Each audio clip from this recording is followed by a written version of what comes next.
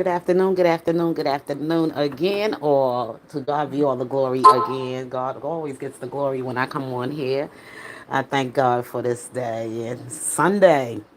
Praise God, praise God. I said, I try to come on a little later so that everybody will get some spiritual food, go to church and hear the word from God. And, then you want to come on and listen to Casey McDaniel experience, then you come on over.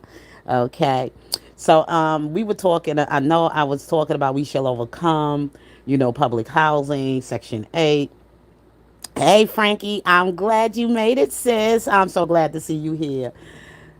Praise God. But we was talking about Section 8 and public housing, and I was talking about my experience in my financial career, in the career of banking, the career of corporate banking and finance and all that other stuff. And there's some people that I have left behind, and I went into a new market, which is for education for young children. And I'm getting a little worn out with that because working with early life, because of my last experience in the last classroom that I had, when they teamed me up with a minor.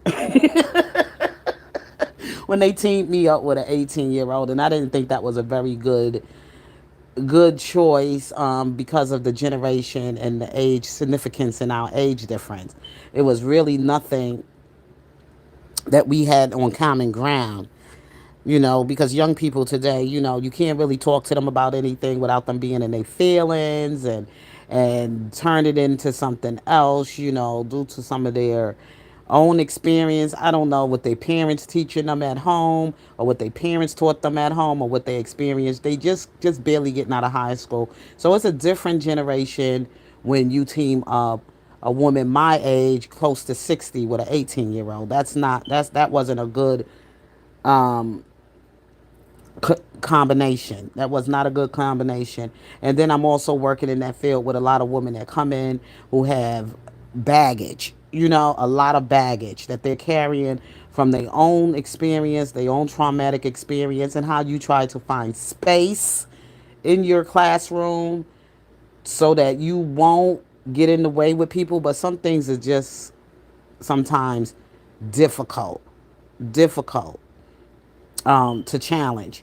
But back to what I was talking about. I'm not going to stay too long on this topic, because if you go back to the first video of We Shall Overcome, I was talking about some of my walks with life and my experiences with working with people, and people that I connected with, as far as friends who became friends from some of the workplaces that I worked. I try really not to have friends on the job. I usually try to find friends, become friends, and connect with you after I leave the job. I think it's always better than when you become friends with people once you leave the job and everything, because I think when you friends with people on the job, it's more competitive and jealousy, and you get into a whole lot of riffraff and all those other things. But me and this young lady that, my friend, I don't say young lady, but this friend of mine, we became friends from the job. So happened I moved on. I'm sorry I said 2023. That was in 2003, not 2023. So I have to correct that. This was in 2003 when I started working at this company that I left in 2008. Was the last, you know, my last employment there. I left in 2008, but I left on good terms. I wanted to go a different direction. I wanted to do something, change in my market, and go into education for young children. And now I have challenged that. I've been doing that for now the last, in and out of it. I've been in it over 10 years, maybe, you know, 10 years or maybe a little bit more, through the education and the training that I had to go and do to move into that market. But now I'm ready to just like slow it down a little bit, because I'm not dealing with these classrooms anymore. They just too overwhelming for me at my age. And some not only just dealing with the children. The children is not a problem for me, but it's basically working with the team of educators, the people that work there. Like certain things that you just you belong there, but some of them just don't belong there, and you got to fight through a whole lot of you know things to get whatever you need to get across to people that they don't get it because this is not for everybody. How you raise your children at home is totally different to how you have to deal with other people's children in the classroom. So people don't know how to separate the two. So it becomes very hard and difficult for people like myself who don't have children of my own. It becomes difficult even with family members. Even when you trying to say things, family members, friends, women in general, when you're trying to show them, tell them certain things, and they get offended about it. That's why I was like, when I started in the last video about, I didn't want to offend anybody. I'm not here to offend you. I'm not here to talk bad about you or talk down about you on anything. It's just through experience, things that I know, I've seen, I've witnessed, and the whole lot of other things. Hi, T. T is blunt. Welcome back, love. Good to see you. Hi, Combat King. How are you all? I'm so glad to have you all back here with me. Thank you so much for stopping in. I'm seeing you in the chat. Hello to you all. Please hit the like button, everyone. Please. I would appreciate it. Thank you so much. Yes, so I hope people don't take this in a way where I'm offending you because it's really not for me to offend you. It's really for me to help you to go come out of the places in your life where you feel stuck and you feel trapped and you feel, you don't see the light to the tunnel. And as I was talking and I was telling my friend, who worked with me in this workplace, even though we worked together, we lit what made us even more become friends because we both was living in the same community where my mother was. And before, her untimely death, when my mother, well, passed away, my mother was staying out there. So when the apartment that I was living in, I mean, the house I was living in with my roommate at the time, it caught on fire. So I had to move in my mother's apartment, which I really struggled to go there, but that was on the best place for me to go at the time because I had nowhere else to go to live. So I had to go stay there with my mom. And then my mom got sick and I had to admit my mother in a nursing home, So it was a whole lot for me to deal with at that time. And she lived there as my neighbor in the community. We worked together. We used to take the train in the morning together. We used to take the train in the evening together to come home, and that's how we build the friendship. And then when I got sick, and I needed a surgery, she was there for me. She was by my bedside. She stayed. She took the day off from work just to be there at the hospital with me. While I went in for surgery and everything, and she stayed there until everything was clear, when everything was good, and then I was recovering. She stayed there with me because I had nobody else there, and she's been such a great friend. And I said, friends like this, you don't want to ever, you know what I'm saying, lose in life. It's very hard to find good friends. So when you do find them, try to do the best you can to hold on to them. And sometimes even try to help them out, even when they don't see some of the things that's holding them down and you see them in pain and you see them suffering and you want to help them. But sometimes things, no matter how you try to tell them things, they could get real touchy about it. So I was just talking to her the other day, and this was yesterday, which was Saturday over the weekend. And as I was trying to make connection contact back with the job that I left with the CEOs, because I said I'm looking to move back into that market again, so I'm going to need some recommendation letters and some reference letters and things of that nature to talk to my last employer about. So also let him catch up on a lot of things that I've been going through because we haven't been that much in contact. Last time I saw him when I visit New York, I went up there to the job and everything to say hello to everybody as I was out there. But and that been some time ago. So I was just saying if I could reach out him to an email because she gave me the email address and the number and everything. I would rather reach out with an email first and then have him, make some contact with me. My battery is going low. It's always something. The devil is always busy. Okay, let me see because I got to talk about this, y'all. I'm sorry. Just bear with me. I'm sorry. Just bear with me, y'all. Okay. Uh, just bear with me. We gonna get there.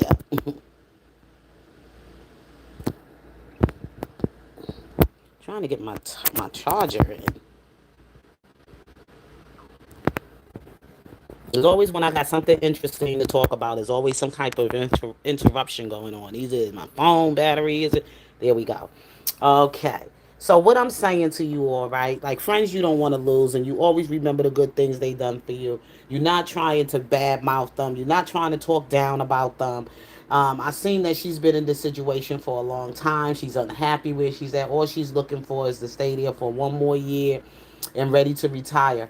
And the thing is the sad part is that, I left her where I met her. You know what I'm saying? That's sad when you don't see people moving and growing, and you want to do something to help them. Because I don't lived in several of the states after I left that job. I mean, I have lived in, I venged out. My uncle came and got me. I moved back. I went down to South Cal after my mother passed away and everything. I just venged out and moved back down south with my family, and then I left, and then I moved to Florida, and I stayed out there with my sister and her family for a while, and then I went back and I went in Texas, and then from Texas I came out here to Delaware, and I met a whole community of new friends and everything else. My life has changed, relationships wise and everything. So I said my status changed and all of that, and I still see her in that same place, where I left her, and still living there in the city housing projects in New York. And I'm like, her son is there with him. He's older now. The child is now 30, almost close to, the late 20s. This is your son. She was a single mother. I understand she had to survive the way she had to survive, like working and supporting her family on her own. Well, basically, she had two sons. Well, one son was with his father, and the other son, and that father of that child and whatever. I don't know what the nature of that relationship was. I don't know the status of what that relationship was. I know she was mostly had the younger son. So anyway, so what I said to her and everything, I said, so and so is still living at home, and she was telling me how much rent she's paying now for her apartment is now went up to it went up to $1,500 for one a 2 bedroom city housing apartment. I said, girl, it's $1,500 for a 2 bedroom. Girl, that's a mortgage. You know what I'm saying? Like I'm sitting there, and I said, you not even. I said, you take that $1,500, right? And look at you paying that for to live in some city housing apartment in poverty around crackheads and drug dealers and all of this madness that's going on. I said, is that all we going to offer our children when they get older? Is we going to just stay in ruins like that? This is a very intelligent woman. She was like, well, if I put him on the lease, I'm only paying that because now he's aged out off my lease. So now if I want to put him on the lease, I will be paying 20 something $100. 22,000, they will hit me with 1,000 more. And I was like, girl, you know what? It's time for your son to go. And I didn't mean to say it in that mean, nasty way like that, but I said, no, this is not what we should just only offer our children. I said, you don't did everything you already had to do as a mom, single, and all by on your own to find housing for him, educate him, and everything. Now it's time for him to get out in the world and learn how to be independently on his own, even if he has to try to get out there. She said, why should he have a roommate when I'm here? I said, because he needs to find his own life.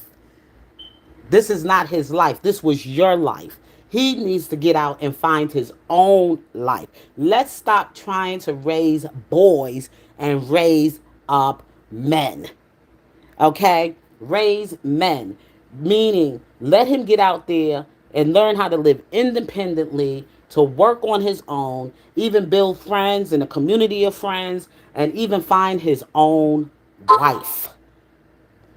And once he learned how to use those skills of survival and learn those things and skills and mark, and instead of him having something right there for him, which you already made for him yourself, that way you had to struggle to raise him up by yourself as a single mom, this is not the life he should settle for. He needs to, you know, go beyond what you have already set the foundation for. You already gave him the foundation. You already did your job. Your sons need to get out and they need to have something of their own. Don't do that because you holding him back. He needs to get out. Yes, get a roommate if he have to. And then you could get your apartment at a lower rate and probably get in a housing apartment building or whatever like that. That is a upgraded place with a 1 bedroom apartment maybe just for you, and that's it. But don't make it so that your son can come there and live there with you forever. Don't do that because he's going to rebel. That's when they're going to come bring women in the house. They're going to bring all kind of drama. They're going to be on drugs. They're going to get alcohol. They're going to have women in the house. They're going to be messing up some young girl life. They're going to mess her life up because and you're going to sit there and allow that to go on under your household. And bring all his woman problems and everything into your life, into your home. No, he's a young man. We older, we're seniors, just about senior citizens as elders, and that should not go on in your household. He needs to get up and be motivated to get out. It's even to get a house so that he can buy a home, get married, buy a home for him, his wife, and his family, and everything else, and even have a place for you to come and live in and take care of you in your senior years. That's what you raise your children up to do. Not for your children to stay underneath your roof and build their life under your life that way. That is not good. So she was like, don't say that because you stay with you. I said, I stayed with my sister. Yes. I said, but my sister had a house. She wasn't living in the housing project. And I was my sister's support team when I was helping my sister as she was helping herself to go ahead and raising her son. I was her support system, okay, for her son, and to make sure her son and her was safe until we both had to separate and do what we had to do with our own life. But I said to her, you can't compare me with my sister because I've been out there. I've been out there. I've already been out there, married, had lived on my own, lived with boyfriend, lived with roommates, did all of that. I already had that life already. Now it's time for your children to make a life for themselves. You can't keep your kids home with you like that. Another one of my friends, she got mad and angry with me. Now she had the boyfriend living there, and she was living there, and the boyfriend is he done moved on.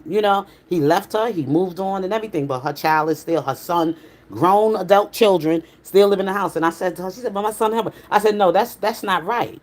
If anything, he needs to go out there in the world and make it for himself.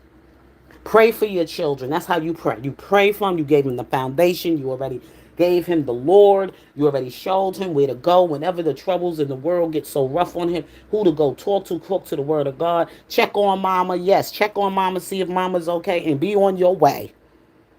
Now the boyfriend done moved out. You missed out on your opportunity trying to keep your sons there as your man to take care of you and help you struggle. No, let these boys go out in the world. This is why we got the problem that we have especially in the black community, in the American culture altogether. Because it's not only just black American women that do it, it's women in general. When you keep your children back, in the Bible, it says, train up a child on the right way he or she should go. And when they get old, it won't depart from them. Do not hold your kids back, because then you're going to see all kind of problems coming into your home.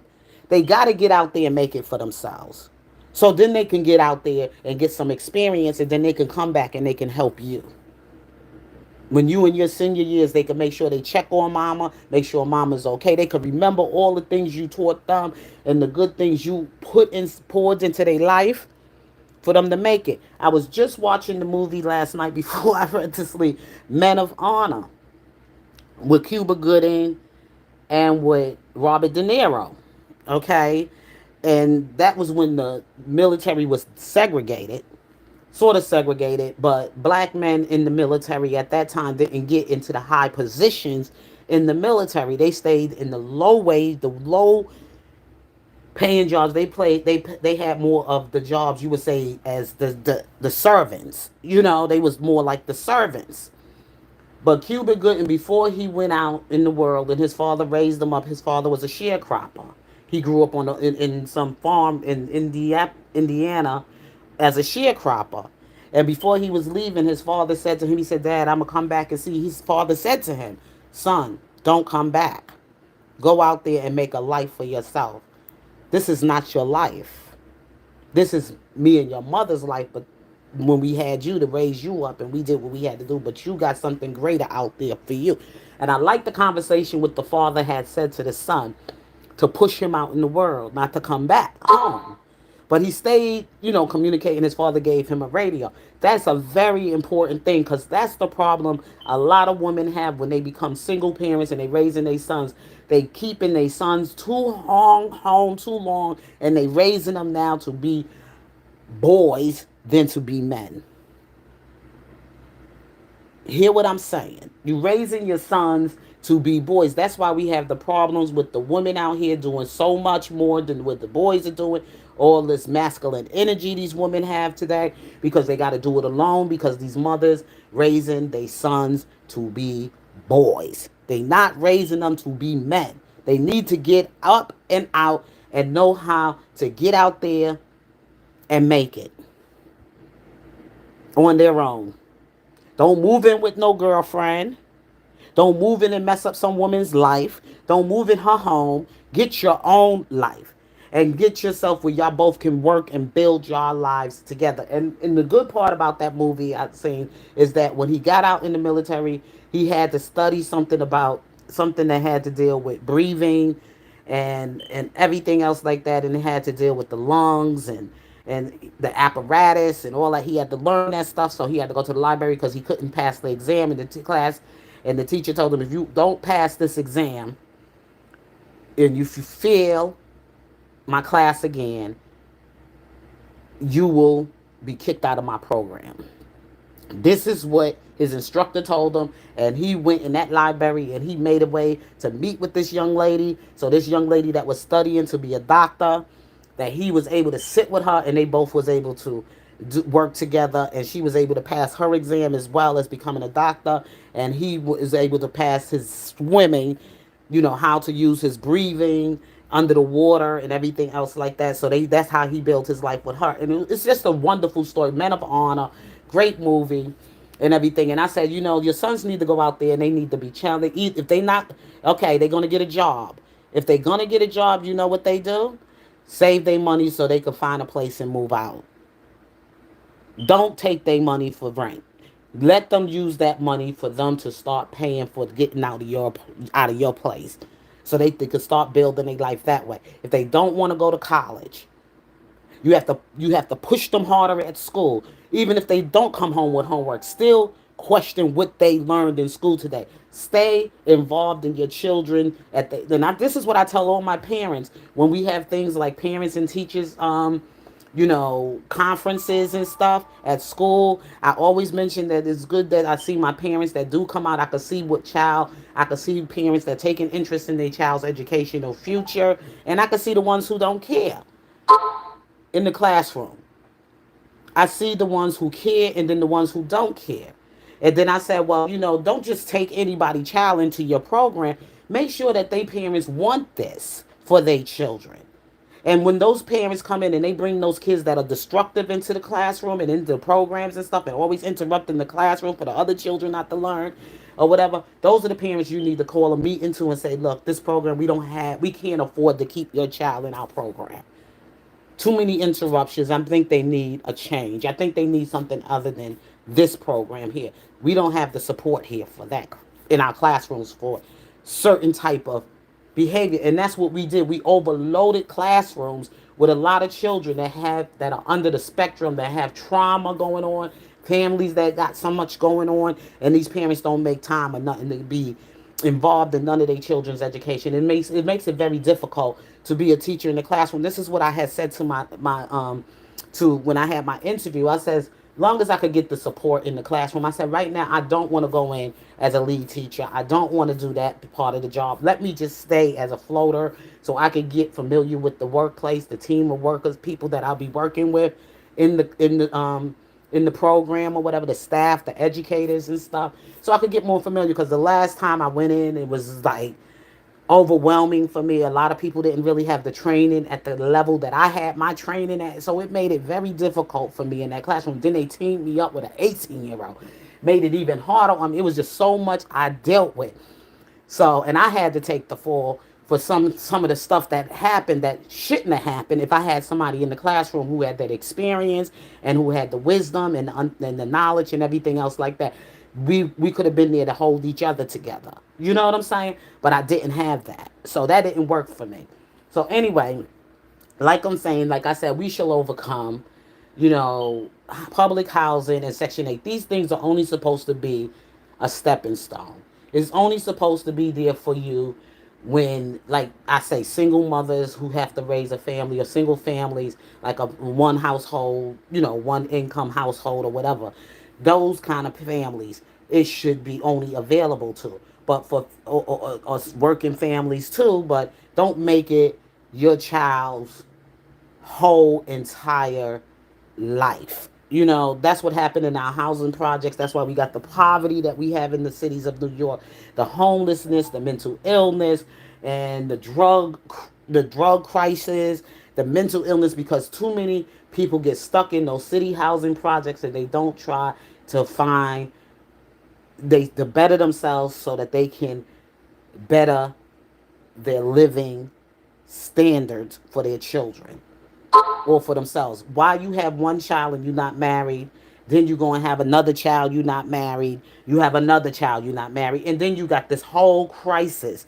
Even though the Lord says to us, be fruitful and multiply, but he also said, don't be ignorant.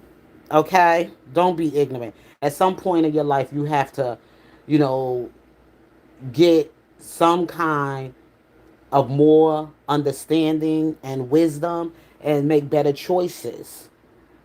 Not only just looking at you, but looking at your child. Just like when my sister said to me today, she said, well, you know what? You, when you told me about my son and you sweared me away, you were right. It is sometimes it's the way sometimes people don't want to listen when you say things about their kids. I said, I know what you're saying. No matter how you tell them, they're going to get mad at you. But I said it with love. And that's why when I came before I got into this conversation, I said, I'm not here to put anybody down or to insult anybody. I'm here to give you constructive criticism. And I'm here to help if anybody see themselves in that situation. I'm sharing this with you so I can help you. Not to harm you, not to hurt you. Pray over your children. Once you know the word of God and you know how to pray over them, believe me, God will give them the shield of protection over their lives. That's why I always say pray over them. Be sincere in your prayers. So if you get angry and you start cussing out people about saying things about to you or like this about your kids or whatever, it's all going to fall back on you. And it could go on, the harm can come to your child. So you got to be careful the way you cuss folks out when people are only trying to say something to help you, not harm you. They mean well, and I mean well. But with that being said, y'all, I may or may not come back with you later on this evening on another topic, but I just needed to get that out there and to share because I know the friend that I have. I don't want to lose her as a friend. I like her. She's a beautiful person. She helped me in so many ways when I lost jobs, and she sent money for my help and everything. I'm not there to destroy her, and I don't want anything to happen to her child. I love her children. I remember when they were small, I used to take them to the, we go out and ride out to go on the to go to rides and everything else like that, out to the amusement parks and stuff like that. I enjoyed those experiences with my friends and their kids when they were small, and I don't want to see them just get stuck. That's all they're gonna have in life is the city housing Section 8 thing, you know. It's only a temporary thing. It's not supposed to be for a lifetime, and it's not supposed to be for generation to generation. It's only when people come across some hardship and they need some kind of help and they need a temporary place to live, just for the meanwhile to make it, to get their kids through schools and get their kids, to get some, to work and to take care of a family for a while or whatever. But it's not supposed to make it a lifetime. And I think that's what a lot of people now, they hanging on to this city housing apartments, and they losing out on so much, because you could take $1,500 and make that $1,500 become a house, or your son could save whatever money he got and get a house for him to live in, and also take his mama to go live in as well, to get away from all that city, in a nice good community, a nice neighborhood, around good people, people that want to live well, people that want to, have protection around them, security around their community, where there's some security around there. There's no police. Every time you turn around, you hear sirens coming in and people being arrested, or somebody got shot last night and you see a body laying out in the street, or on the corner when you coming home, and you see police taping all around the place. No, you don't want that for your children. You don't want that for yourself.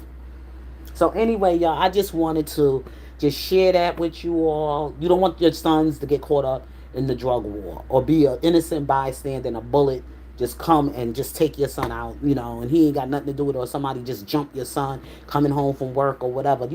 You living in an infested community like that of crime and drugs and police brutality or whatever. You want to get in a better place and a better community for your life and for your children. And with that being said, God bless you. I love you, and you all be safe. Peace.